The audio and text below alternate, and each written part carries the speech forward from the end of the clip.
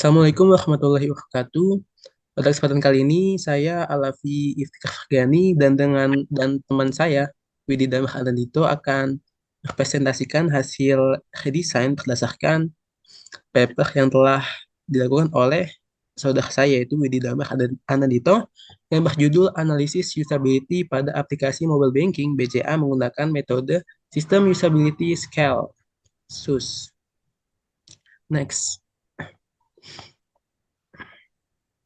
Oke, untuk isi PPT sendiri itu terdapat ada pendahuluan, ada tinjauan pustaka, ada metodologi penelitian, ada hasil dan pembahasan, ada kesimpulan, ada fitur baru yang diciptakan atau dibentuk dalam redesign kali ini, dan yang terakhir itu hasil redesign. Next.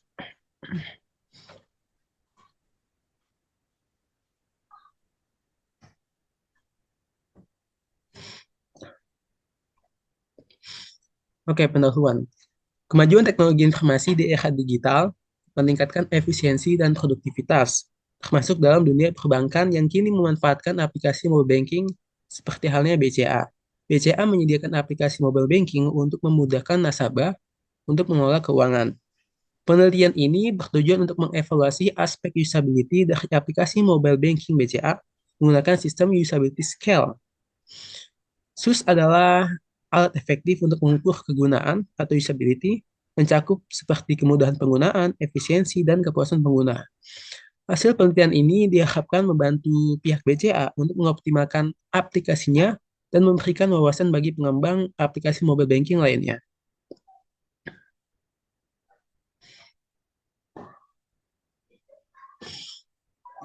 Sesi tinjauan pustaka.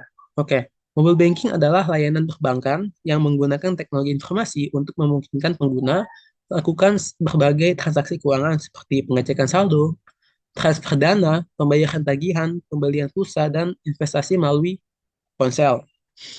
Lalu untuk UI untuk UX user experience sendiri itu adalah persepsi dan reaksi individu terhadap interaksi dengan produk, sistem atau layanan yang melibatkan psikologi, desain, ergonomi, dan interaksi manusia komputer untuk memastikan kepuasan pengguna,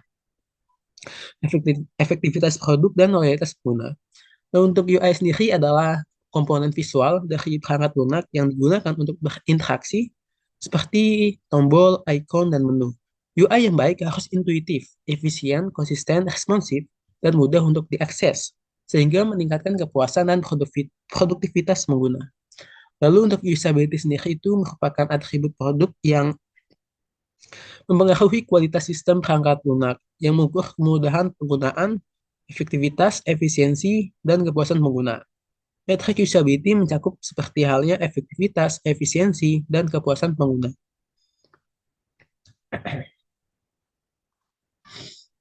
Oke, metodologi penelitian. Pada paper kali ini, metodologi penelitian ini yang digunakan dalam studi ini memiliki titik berat pada teknik pengumpulan data yang bertujuan untuk mengumpulkan informasi yang diperlukan. Penelitian ini menggunakan kuesioner berbasis sistem usability scale atau SUS dengan jawaban pilihan ganda skala Likert 1 sampai 5 untuk mengumpulkan data melalui Google Form.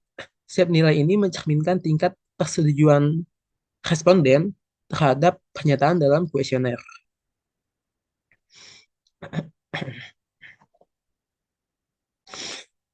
Ini merupakan contoh kuesioner SOS yang dilaksanakan dalam penelitian ini.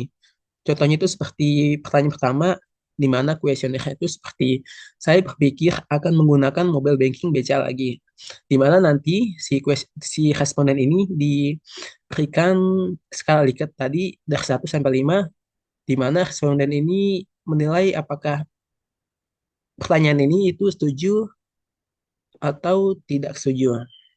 Next.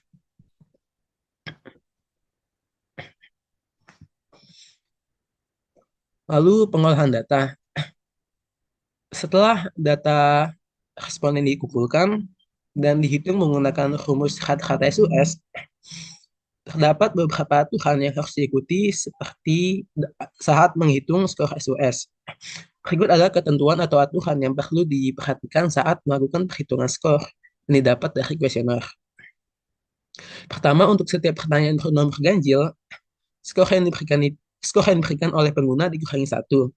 Untuk setiap pertanyaan bernomor genap, skor akhirnya diperoleh dengan mengurangkan skor pengguna dari 5. Lalu skor SUS dihitung dengan menjumlahkan semua skor pertanyaan dan kemudian mengalihkan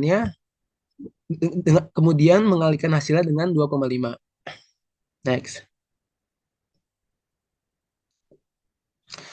Kriteria penilaian berdasarkan SUS. Setelah hasil SUS didapatkan, lalu hasil SUS itu dapat mencerminkan seberapa baik interface dalam aplikasi terhadap terhadap penggunaannya. Ini pertama itu ada kategori A, itu skor satu dengan skor lebih besar dari 80,3 atau dapat dikategorikan sebagai excellent. Lalu untuk kategori B, di mana nilainya itu 68 sampai 80,3 bisa dibilang sebagai good. Lalu untuk kategori C dengan nilai 68 dapat dikatakan dengan oke. Okay. Lalu kategori D dengan skor 51 sampai 67 atau dapat dikatakan bahwa user interface itu buruk pur. Dan yang terakhir itu kategori F, di mana skornya itu di bawah dari 51 atau ya awful. Nah, setiap tingkatan memiliki bobot yang telah ditentukan untuk skor SOS. Next.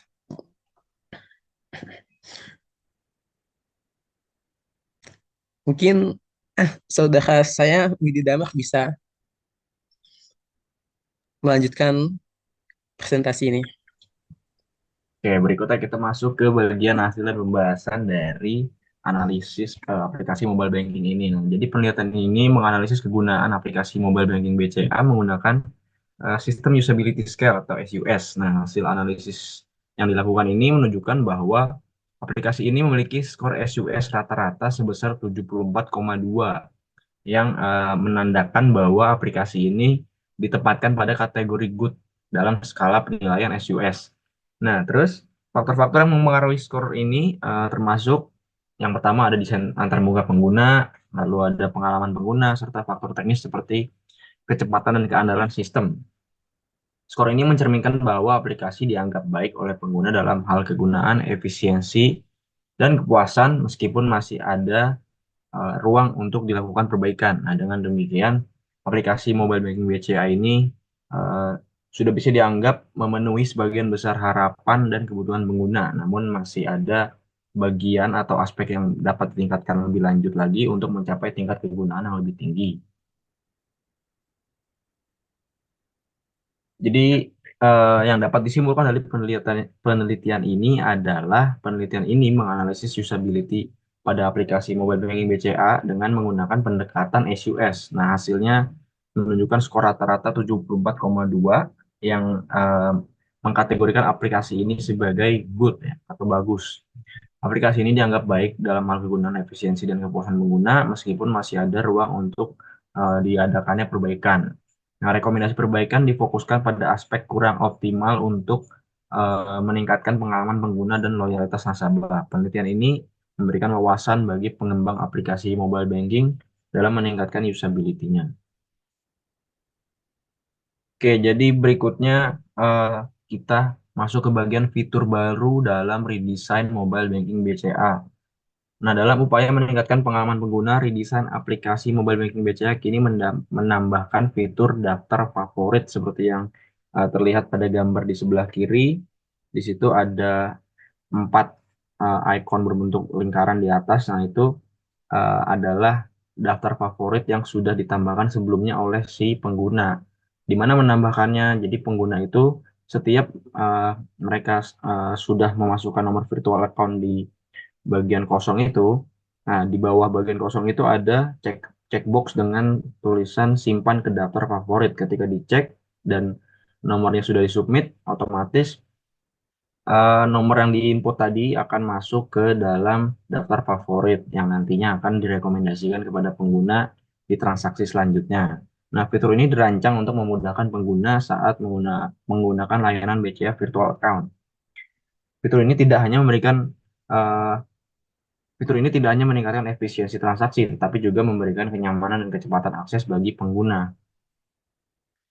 Nah, jadi ini hasil redesign eh, secara umum ya dari aplikasi mobile banking BCA ini. Jadi kita sempat meredesain dari bagian login page-nya yang ada di sebelah kiri gambar itu. Lalu setelah login page berhasil diredesign, kita akan masuk ke bagian beranda atau homepage-nya. Nah, di sini juga melakukan sedikit perubahan karena hmm, di bagian mobile banking BCA yang original itu penampilannya tidak seperti ini. Jadi kita melakukan adjustment sedikit sehingga penampilannya menjadi lebih menarik gitu. Nah, terus sebelum kita masuk ke proses M-transfer gitu ya untuk melakukan transaksi virtual account, kita akan masuk ke main page dari si M-transfernya itu sendiri. Jadi di bagian situ ada 4 opsi pilihan. Yang pertama itu ada transfer antar rekening, yang kedua antar bank, yang ketiga virtual account, yang keempat sakuku.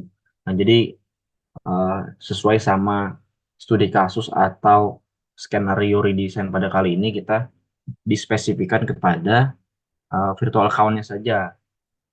Nah, setelah itu kita masuk ke bagian spesifiknya virtual account, dan ketika sudah menyelesaikan transaksinya akan tampil invoice seperti yang ditampilkan pada sebelah kanan layar ini. Nah, berikutnya ini prototypingnya ya. Jadi ketika tahap satu atau login page sudah diselesaikan, sudah dioperasikan oleh pengguna, akan masuk ke uh, beranda atau homepage. Nah, dari situ juga bisa balik lagi ke login page jika menekan tombol yang tanda panah itu di sebelah kanan atas layarnya.